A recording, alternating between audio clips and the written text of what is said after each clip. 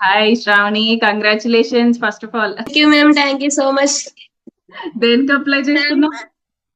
Job connect లోనే job option పట్టాయి కదా మేడం, దానికి అప్లై చేసుకున్నాను. Okay.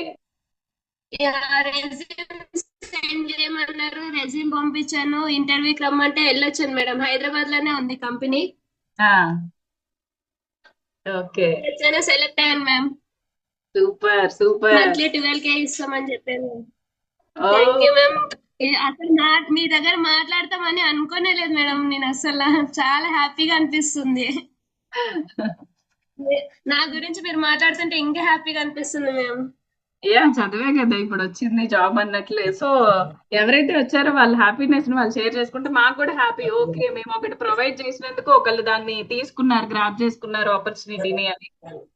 Okay. Thanks so much ma'am. నేను చదివింది 10th క్లాసే మేడం. అంటే నాకు వస్తుందా రాదా అన్నట్టు డౌట్ గానే ఎన్రోల్ అయ్యాను మేడం. నేను ఓకే.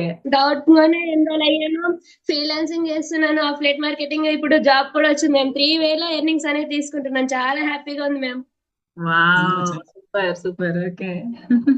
మండే నుంచి జాబ్ కి అటెండ్ అవుతున్నాను మ్యామ్. వర్క్ ఫ్రమ్ హోమ్ ఇచ్చారు మ్యామ్. ఓహో, వర్క్ ఫ్రమ్ హోమ్ ఇచ్చారా? Very good very good.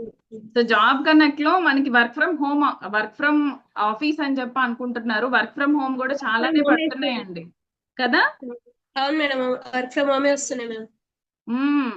So మీరు అప్లై చేసుకోవడమే ఆలస్యం. మొన్న కూడా ఈ మధ్య వేరే ఒకళ్ళు క్రాక్ చేసుకున్నారు, తనకు కూడా 15,000 ఏమో శాలరీ వచ్చింది మంచిగా. సో వర్క్ ఫ్రమ్ హోమే ఇచ్చారంట తనకు కూడా.